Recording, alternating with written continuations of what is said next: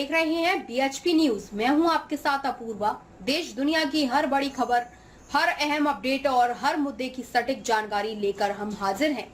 आइए शुरू करते हैं आज की प्रमुख खबरें। अहमदाबाद, गुजरात। केंद्रीय गृह मंत्री अमित शाह ने मिशन 5 मिलियन ट्रीज वृक्षारोपण अभियान और कई विकास परियोजनाओं के उद्घाटन के मौके पर लोगों को संबोधित किया। अमदावाद शहर અને ગાંધીનગર લોકસભા ક્ષેત્રના સૌ નાગરિકોને હૃદયપૂર્વક પ્રણામ કરી અભિનંદન આપવા માંગુ છું।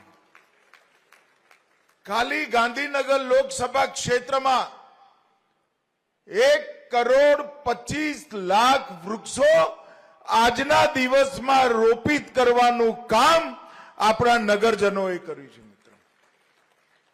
અને અમદાવાદ શહેરમાં